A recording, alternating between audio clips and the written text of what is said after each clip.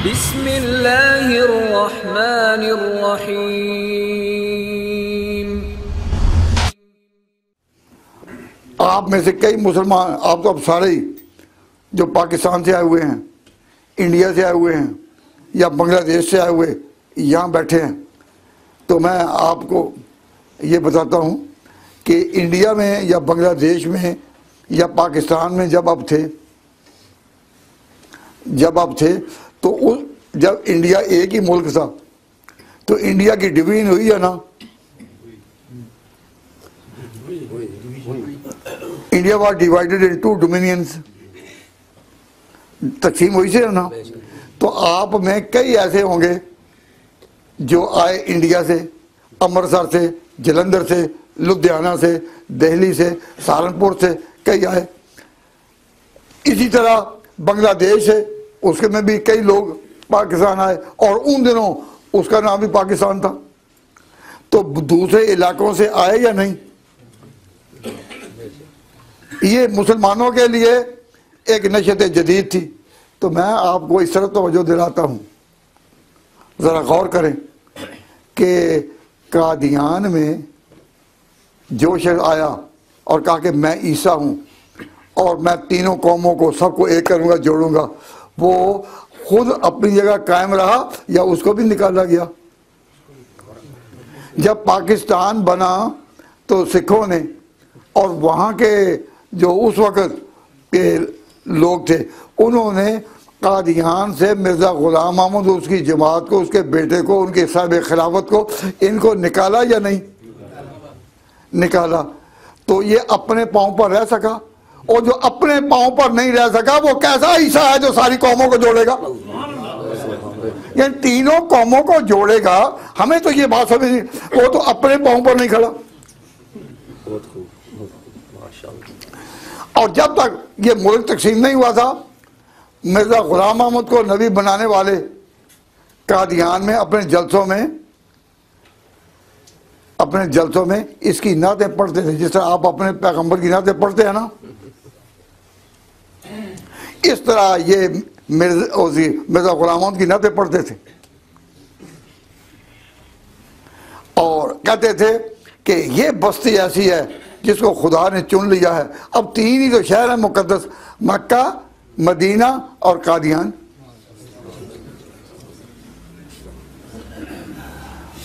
और अपनी तरफ से एक आयत बनाई थी, इन्ना अंज़लनाहु क़रीबन मिनल कादियान, अपनी तरफ से। अब मैं आपसे ये अर्ज करता हूं कि जब इन्होंने कादियान को मुकद्दस शहर इतना करार दिया कि यहाँ ईसा बिन मरियम अपनी नशत जदीद में आए हैं, तो एक मुझे नात खान की एक नात याद आ रही है। वो कहता है, अब मिर्ज़ा ग़ुलाम का तज़किरा करते हुए कादियान पर मोहब्बत की नज़र डालता है, कहता है ये कादियान है खुदा की बस्ती, ये कादियां है खुदा की बस्ती, ये तख्तगाह रसूल हक है। ये कादियां है खुदा की बस्ती, ये तख्तगाह रसूल हक है। खुदा कादर का है ये वादा, ये बल्दा दारुल अमान रहेगा। खुदा ने हमारे साथ वादा कर दिया है कि इस बस्ती में अमन ही रहेगा, कभी ये बस्ती का अमन टूटेगा नहीं। ये कादियां है खुदा की बस्ती, ये तख्तगाह रसूल हक है। खुदा कादिर का है ये वादा, ये बल्दा दारुल अमान रहेगा। मैं कहता हूँ इसके दारुल अमान होने को 1947 में सिखों ने तोड़ दिया या नहीं? अमन रहा कायम या नहीं? अमन वहां कायम रहा या नहीं रहा? और कादियानी जो थे वहीं निकले, उनको कादियान से निकलना पड़ा या ना? तो वो जो उस वक्त कहता था खुदा कादिर का है ये वादा, खुदा कादिर का है ये वादा, ये बल्दा दारुल अमान रहेगा, तो दारुल अमान रहा? दारुल अमान रहा? इसका जवाब कादियानी का, ये सिख बड़े गुस्ताख थे जिन्होंने खुदा की बात भी तोड़ दी, इन्होंने खुदा की बात भी तोड़ दी। तो खुदा का अगर ये वादा था कि ये दारुल अमान रहेगा, तो जब इनका अमान लुट गया, जब कादियानियों का अमान लुट गया, जब कादियान का अमान लुट गया और ये चले ज़िंदगी की तलाश में, ज़िंदगी की हिफाजत में, ज़िंदगी की बका में, अपने बच्चों को बचाते हुए जब वहाँ से निकले तो किन के पीछे चले? मुसलमानों के पीछे।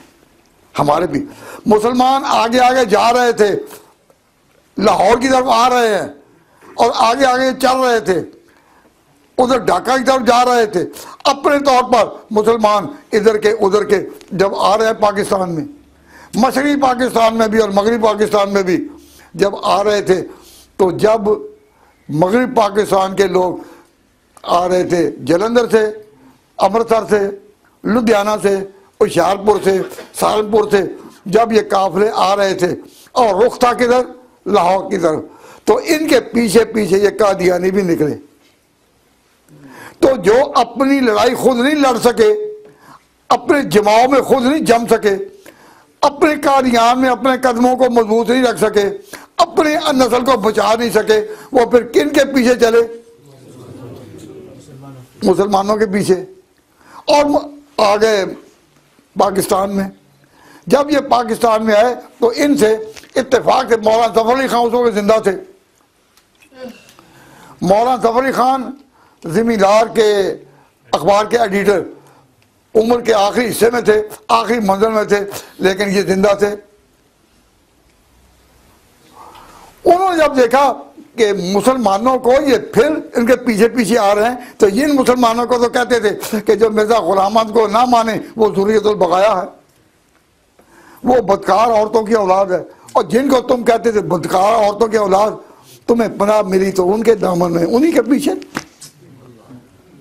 तो मौलाना ने उस वक्त कहा ज़ुर्रियतुल बगाया कल तक था नाम जिनका, ज़ुर्रियतुल बगाया कल तक था नाम जिनका, आज उनकी चापलूसी क्यों हो गई जरूरी? मक्के को छोड़ आया क्यों कादियां का नूरी? और दावे तुम्हारे इतने ऊंचे, लेकिन उस वक्त सन 47 में जब कादियानी कादियान से निकल रहे थे, उस वक्त उनको जब कहा गया और मौलाना ने कहा कि ये आए किस लिए, इनको अमन ना मिला। अमन किन्होंने दिया?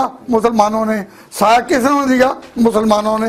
ज़ुर्रियतुल बगाया कल तक था नाम जिनका, आज उनकी चापलूसी क्यों हो गई जरूरी? तो जब सवाल किया भाई तुम उनके पीछे क्यों चले, तो फितरत ने आवाज दी, न कहीं जहां में अमा मिली, जो अमा मिली तो कहां मिली, न कहीं जहां में अमा मिली। अब मैं आप हज़रात को कहता हूं कि जो अपने तौर पर अपने लोगों को अमान न दे सके,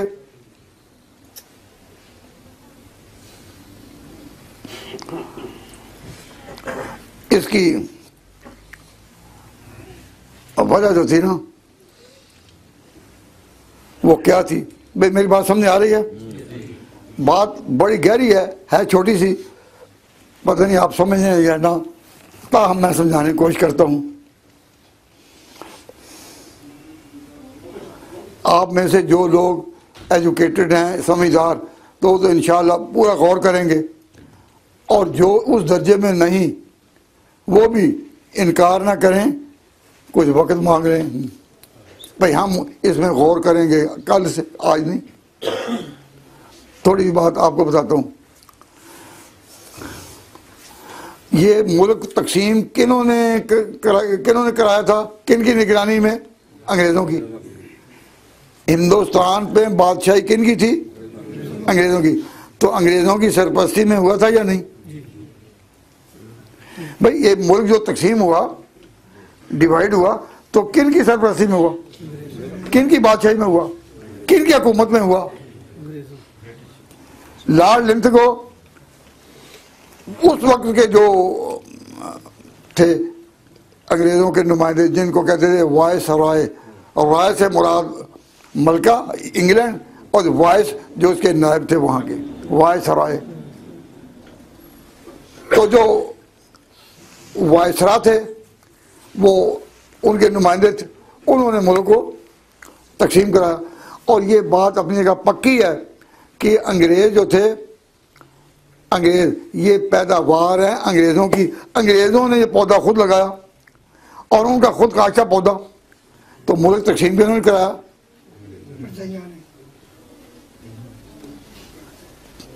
किन्होंने कहा? अंग्रेज़ों ने। और ये खुद भी अंग्रेज़ों के आदमी थे। भाई हम मुसलमान जो थे, हम तो मजबूर थे, मजलूम थे अंग्रेज़ों के, लेकिन ये तो उनके परवरदा थे। तो अगर मिर्ज़ा बशीरुद्दीन महमूद उस वक्त इनको कहता कि मुसीबत तो पड़ गया मुसलमानों पर, सिख तो निकाल रहे हैं मुसलमानों को, हिंदू निकाल रहे हैं इंडिया से मुसलमानों को, और हम तो कादियानी हैं, तो इशारा कर दो पुलिस को और इशारा कर दो या अपने मातहतों को कि मुसलमानों को निकालना है, हमें ना निकालें, तो मिर्ज़ा बशीरुद्दीन महमूद कह सकता था या नहीं? क्या ख्याल है भाई? जिनको अकल है वो बात दे कि अंदाजा करना अपनी अकल से कि आपके ख्याल में कह सकता था या नहीं? इसने क्यों ना कहा?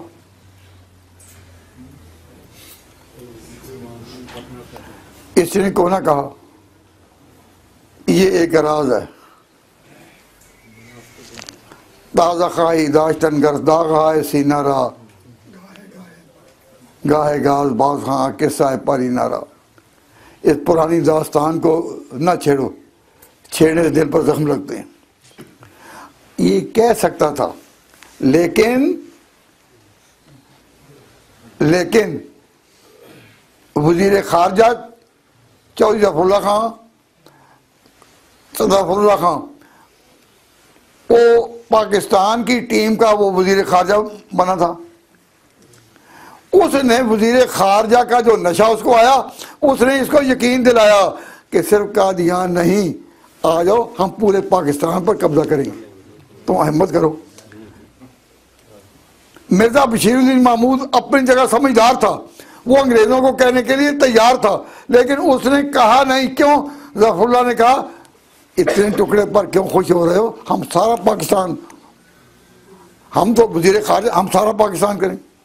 अल्लाह तबारक व तआला जल्ल शानहू ने जो ज़फ़रुल्लाह खां के वो ये उम्मीद दिलाई कि सारा पाकिस्तान, उसने इसको यहाँ ना रहने दिया और कहा भाई तुम भी चलो सारे। लेकिन जब पाकिस्तान में वो आ गए, उनके काफिले आ गए, जोधाराम की बिल्डिंग थी लाहौर में जहाँ वो पहले उतरे, मिर्ज़ा बशीरुद्दीन महमूद वो वहाँ सबसे पहले फिरोकश हुआ। बाद में ये ज़िला जंग में चला एक जगह पर जिसको रब्बा कहते हैं। लेकिन जब ये आए तो किस नशे में आए कि हम पाकिस्तान हमें मिलेगा, और वहाँ उन्होंने ऐलान किया थी पाकिस्तान अगर एक सूबा हमें दे दे बलूचिस्तान। उस वक्त बलूचिस्तान का सवाल सबसे पहले इसने उठाया था। जो लोग उस ज़माने के हैं वो जानते हैं किस तरह इसने बात की। मैं उस बात में नहीं जाता, तफसील में नहीं जाता, मैं ये बताता हूँ, गौर करो। अगर मिर्ज़ा बशीरुद्दीन महमूद का अंग्रेज़ों से समझौता हो जाता और कादियान की हिफाजत हो जाती, तो उस वक़्त फिर कादियानी पूरे इंडिया में एक बड़ी मजबूत कुव्वत बनते। क्यों? मुसलमानों के खिलाफ तो पहले ही थे, और जब मुसलमानों को वहां से मार कर निकाला गया, इनको ना निकाला जाता तो कादियानी की पोजीशन जो थी बड़ी मजबूत हो जाती है ना। जिस तरह आज इसराइल सारी दुनिया में मारूफ है, उस वक़्त कादियान की हैसियत से इनकी पोजीशन बड़ी मजबूत हो जाती। लेकिन अल्लाह तबारक व तआला जल्ल शानहू ने इस तरफ मिर्ज़ा बशीरुद्दीन महमूद को आने नहीं दिया। ज़फ़रुल्लाह खां के वज़ीर ख़ारजा होने की उम्मीद पर ये आगे पूरे पाकिस्तान पर कब्जा करने या बलूचिस्तान पर कब्जा करने का ख्वाब देखने लगे।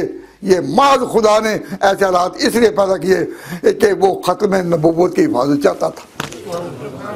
ख़त्म नबूवत की हिफाजत चाहता था खुदा। ए कादिर अलीम अंता वली की फिर दुनिया वल आखिरा, तू ही इस उम्मत का वाली है। अल्लाह ताला चाहता था, उसने इनको इस तरफ आने ही नहीं दिया ताकि कादियान मजबूत न बने। और फिर इन्होंने जिला जंग में जब पड़ाव डाला तो उसका नाम रखा रब्वा, और कहा कि जिसका एक रब्वा था, आवैनाहुमा इला रब्वतिन ज़ात करार ममईन, ईसा बिन मरियम को और उसकी वालदा को जब हमने पनाह दी एक टीले के पास, टीले को अरबी में कहते हैं रब्वा, आवैनाहुमा इला रब्वतिन ज़ात करार ममईन। तो अब पनाहगाह कौन बनी? अब पनाहगाह कौन बनी? कहो रब्वा। पनाहगाह कौन बनी? रब्वा। तो मैं कादियानियों को कहता हूँ, नौजवानों को जो इनकी औलाद है जो उस वक्त कादियानी हुए थे, कि पहले तुम्हें कादियान सहारा न दे सका, ये दारुल अमान ना बन सका। वही ने कहा था दारुल अमान है, ये दारुल अमान है, लेकिन हालात ने बताया दारुल अमान नहीं। गुलाम अहमद की वही क्या कहती थी कि ये दारुल अमान है। खुदा कादर का है ये वादा, खुदा कादर का है ये वादा, ये बस्ती दारुल अमान है। ये करिया जो है, ये कस्बा जो है, ये कहेगा क्या दारुल अमान। तो ये दारुल अमान ना रहा तो उसको पनाह दे सका। आए इसी लालच में पाकिस्तान और रब्बे को कहा कि रब्बा जो है वो हमारा सहारा है, हमारी पनाहगाह है, लेकिन रब्बा भी पनाह ना दे सका, रब्बा भी पनाह ना दे सका। न कहीं जहां में अमाम मिली, न कहीं जहां में अमाम मिली, तो अमाम मिली तो कहाँ मिली। कादियान भी अपने दामन में ना रख सका, रब्बा भी अपने दामन में ना रख सका। रातों रात वहां से उसको निकलना पड़ा, जिसका वादा ये था, जिसका दावा ये था, मैं तीनों कौमों को एक करूंगा, मैं तीनों कौमों को एक करूंगा क्योंकि मैं मसीह हूं। इतना बड़ा दावा था कि तीनों कौमों के करूंगा, लेकिन कर न सका और इस तरह बदलते रहे।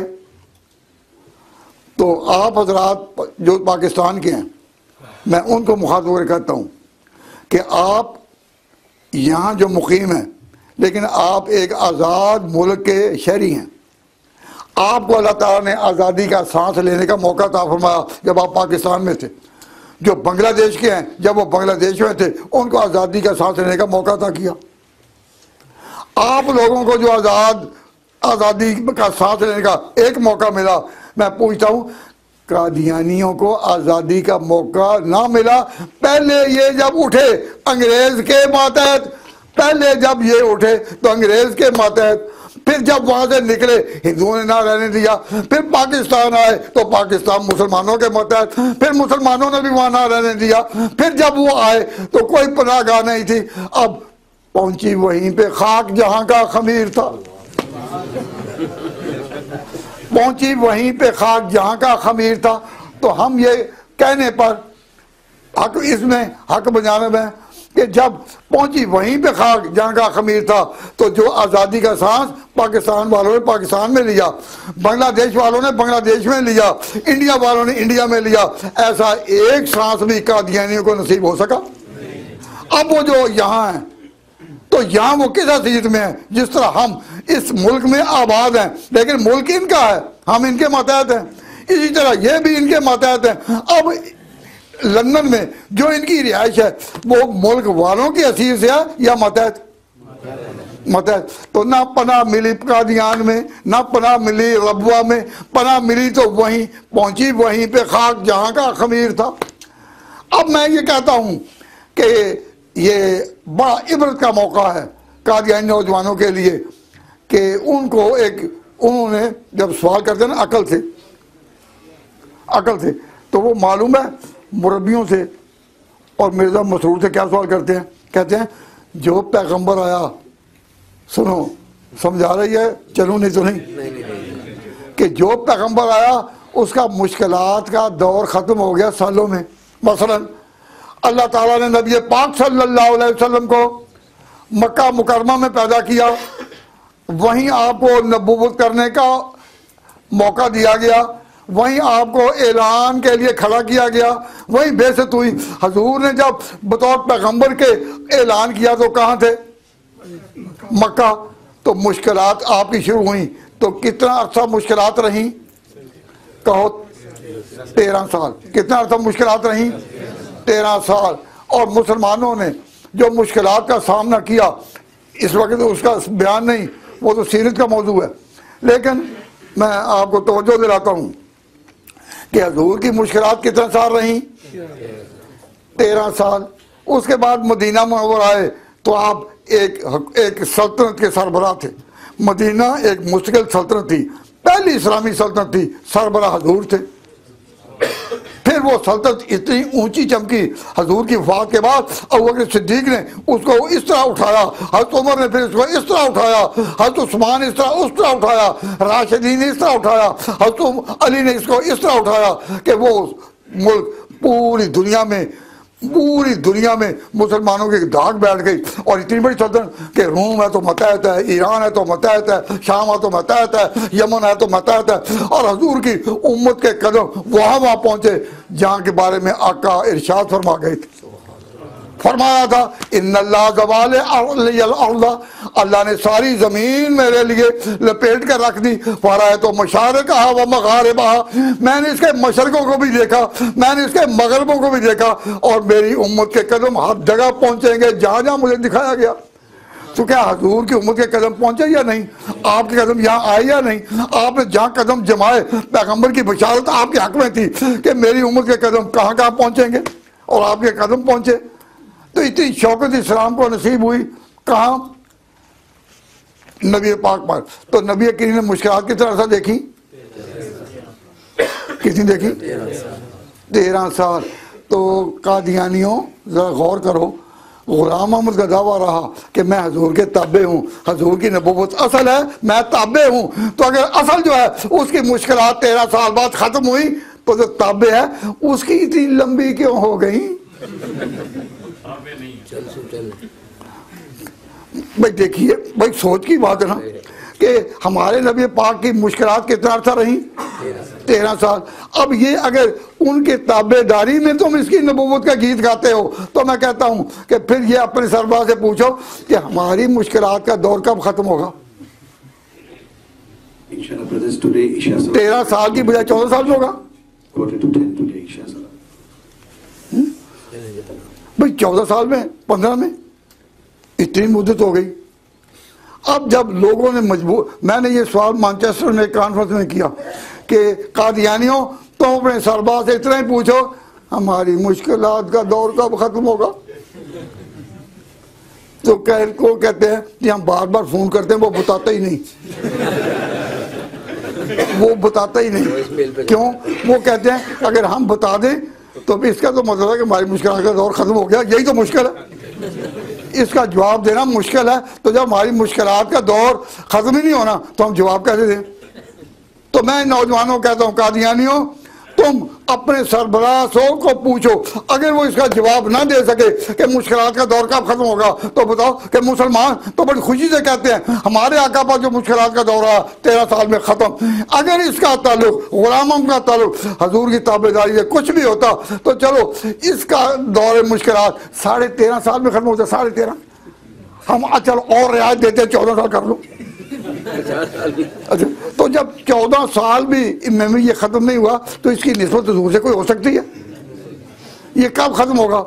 तो मैंने जब ये बात कही मैनचेस्टर में, तो मिर्जा मसरूर ने खुतबा दिया लंदन में अपने यहाँ, कहने लगा असहाबे काफ भी तो इतने ज़्यादा सोए हुए ना, असहाबे काफ भी तो इतने सोए हुए हैं। तो मैंने कहा तुम भी फिर सहाबे का बनकर सो जाओ, काम क्यों कर रहे हो और ये इतने बयान क्यों दे रहे हो? अगर ये सो जाएं तो हम हाफिज मुमताज साहब से करते हैं कि आप फिर कॉन्फ्रेंस ना करें। इनको जो खतरे में कॉन्फ्रेंस करने की जरूरत है वो इसीलिए कि वो सोए हुए नहीं। क्या सहाबे का भी तो इतना था सोए हुए ना।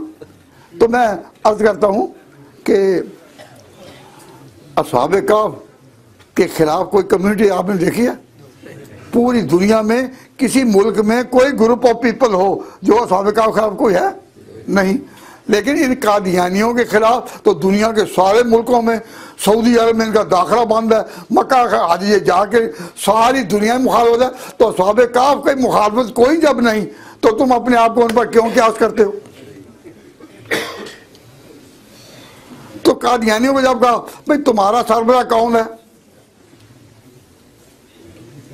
तुम्हारा सरबराह कौन है, वो कहते थे मिर्जा मसरूर। क्या नाम है? कहते हमारा सरबराह मिर्जा मसरूर है, वो ही हमारा मुहाफिज है। तो मैंने कहा असहाबे काफ का कौन है? असहाबे काफ का, असहाबे काफ जिस गार में हैं उनका मुहाफिज कौन है? अल्लाह ताला कुरान वकल्बुहुम बासितुन ज़राअह बिलवसीद। असहाबे काफ का एक कुत्ता था उस वक़्त का, वो बाहर बैठा हिफाजत कर रहा। मैं इसको तो नहीं कहता कि ये ना कहे कि जी मुझे गाली दी ना, उसको नहीं, क्योंकि इसने कहा असहाबे काफ, तो मैंने कहा असहाबे काफ का निगहबान कौन है? कुरान कहता है कल्बुहुम बासितुन ज़राअह बिलवसीद। जहाँ गार का दरवाज़ा, जहाँ उसकी दहलीज है, वो वहाँ फैलाए हुए अपने, अल्लाह ने उसको भी उम्र दी है, वो हिफाजत कर रहा है। लेकिन जब हिफाजत वो कर रहा है तो मैं ये तो नहीं कहता कि इनका कहना कि असहाबे काफ भी तो इतना अर्सा वहाँ है ना।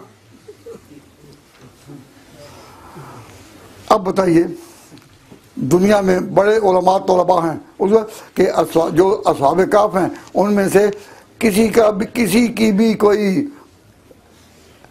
दूसरे मुल्क में हिजरत हुई? तो ये जो है तुम्हारी वहाँ अंग्रेज की सल्तनत से कादियान में, और कादियान से तुम हिजरत करो और जाओ तुम रबवा में, और रबवा से फिर पहुँचो, तो असहाबे काफ तो एक जगह हाँ सोए हुए हैं लेकिन जमे हुए हैं, और तुम तो सोए हुए के बराबर भी नहीं कि कहीं नहीं जम सके। तो कादियानी नौजवानों को चाहिए कि वो सरवा से पूछें कि हमें एग्जैक्ट बताए कि हमारी मुश्किलात का दौर कब ख़त्म होगा। अगर ये बता ना सके तो मैं पूछता हूँ कि ये हर जगह कहते हैं कि जी हम शरीयत मोहम्मदी के ताबे हैं, हम शरीयत मोहम्मदी के, गैर तशरीह नबी आ सकता है, तशरीह नबी नहीं।